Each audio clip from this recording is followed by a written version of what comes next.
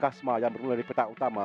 Kasma dan Azrai bersebelahan menuju ke lap pertama, kedua, tiga, empat. Kita nampak seketika Azrai di depan, tapi selepas itu Kasma berjaya untuk naik di tempat pertama dan mengekalkan kedudukan di hadapan.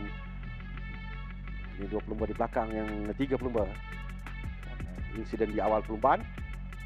Tapi selepas itu kita boleh lihat sekarang ini masih lagi Azrai yang mendahului perlumbaan. Tapi Kasma memang ternyata laju di litar ini.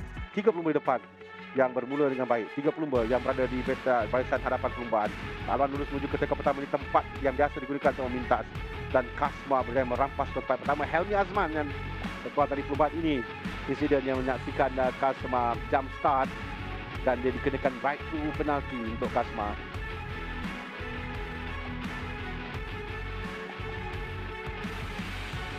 Yang telah pasti kehilangan tempat yang pertama kerana untuk mengejar adalah satu yang agak suka, sangat suka.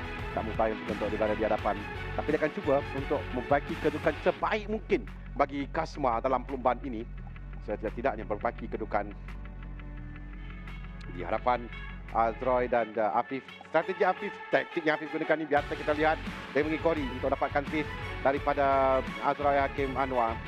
Dan dia akan mencuba pada lap terakhir untuk dia masuk pemintas dan buat masa ini mengikori lagi di belakang Azrai. Walaupun pada striking distance yang kita tahu dia boleh memintas, tapi dia tidak mahu untuk lakukannya. Mengikori dengan begitu rapat di belakang.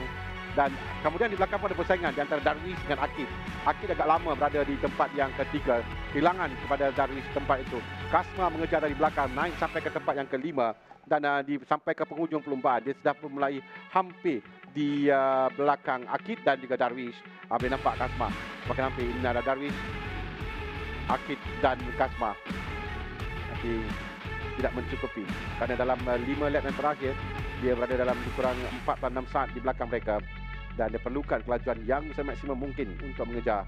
Dan di final lap, di selekor pertama, Afif berjaya memintas Azrai dan mempertahankan kedudukannya di hadapan di tempat yang pertama untuk memenangi perlumbaan.